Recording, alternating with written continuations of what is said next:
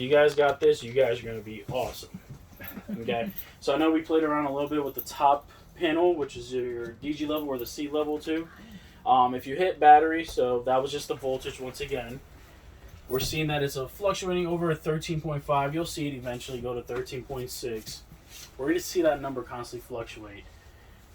Typically, if you're plugged into shore power, and especially this unit sitting outside, we're going to always see it in the 13 range, which is good. That is a lot of power for you guys to have. So the moment you guys unplug and start driving down the road, or if you're dry camping, you have plenty of power there to play with, okay?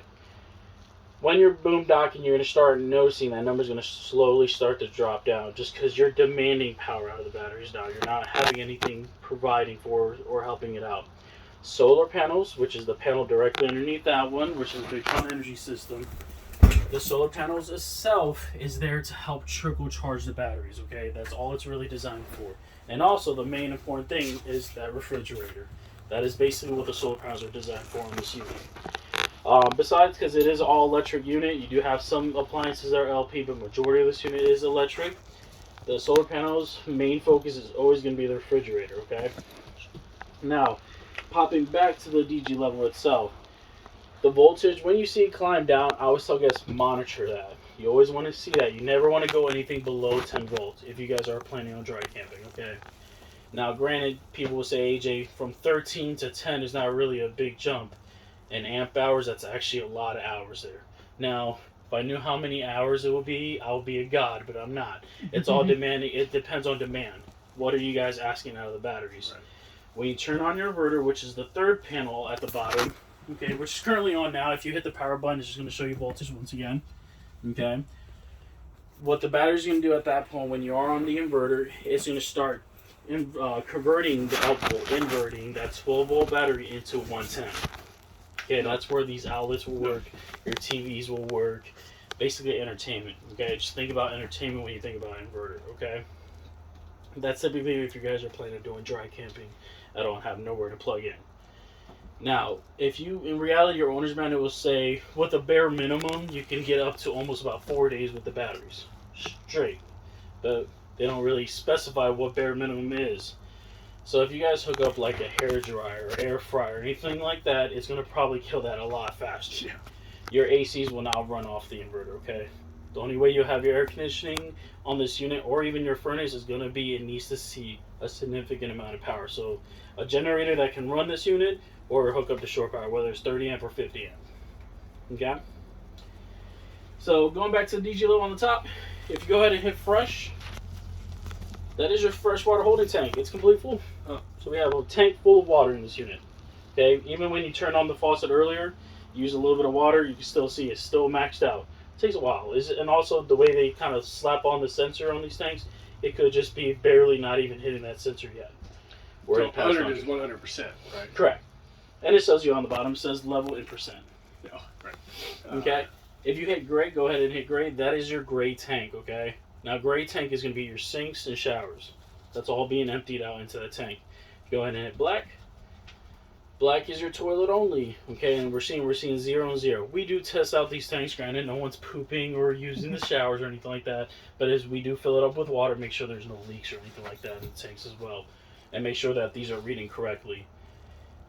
Typically with a black tank, you're going to probably not be draining that tank as often as your gray tank will.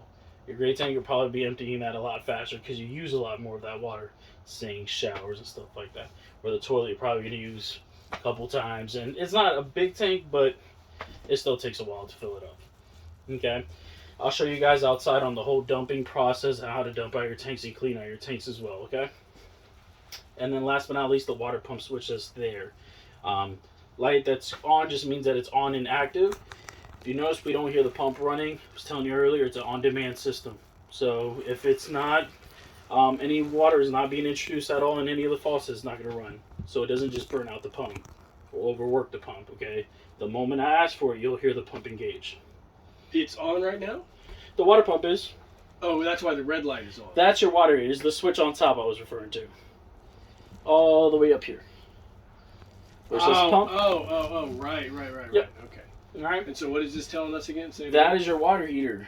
The water heater. Yeah, we're going to get to that here shortly. But yes, your water pump that's on top is going to be on demand. So you're not going to hear it unless there's water being introduced somewhere in the coach. Now, a little trick to kind of keep aware for you guys in the future. If you accidentally left one of these faucets open, just barely cracked open, you'll hear the pump go whoop, whoop, whoop. That means you did not close a faucet in the coach. It's either that or you have a leak. So hopefully it's the first one. So go ahead and just double check, make sure all the faucets are closed. From there, if you hear the pump completely shut off, that means you got one of them was clearly not closed all the way, okay? If it continues, that means you have a leak somewhere. Alright? That's what we have it on, so just shows you everything's pressurized right now and there's not a leak in the system currently now. Okay? And there's nothing wrong with leaving it on, okay? You have two ways of getting running water in this unit. You have that water pump, which pulls out of the freshwater holding tank, and then you have city water. If you hook up to city water, you're not hitting that switch on. You're relying on wherever you're getting that city water connection. Right. Okay? Underneath that, solar panels, the Victron, that's going to give you 1,000 different numbers. That's okay. The number that you don't want to see is 0. If it's 0, that means for some reason your solar panel is not holding charge or it's not absorbing charge. Right now you see with 56, we have a lot of forecasts right now, so the sun's getting covered up. That's still a really good number on a very cloudy day. Okay? On the sunniest day, you'll probably see that shoot up to about 200, 300 easily. Okay? All that's doing is just monitoring how much it's absorbing from the sun. Okay? Underneath that was the inverter, like I was telling you earlier. You could monitor your batteries through here, just like the battery switch up here. So if you hit the power button, it just gives you, once again, you were saying the voltage reading just kind of fluctuating. Okay, I'm monitoring the batteries at all times. There's nothing wrong with leaving your inverter on. It's going to be there at all times, but in a standby mode because we're plugged into shore power. It will only engage the moment I disconnect. Okay? And then underneath that, you kind of got saw a little example of the water heater being on. So right now, if you hit any of the buttons, doesn't matter which one you choose, see how we have it set at 120? That is the max. You can increase that to 130, but then you're going to be scalding hot water. Okay? You choose how hot you want the water to be, okay? Typically, your owner's manual say try to keep it around 118 to 120. But there's guests that like to take showers in burning hot water. Be my guest. Just know potential scald. Okay? And all you do is just increase and decrease to preference. Okay? The other button that's green is just changing it from Celsius to Fahrenheit. And then, of course, the power button just shuts it off if you want to. Okay?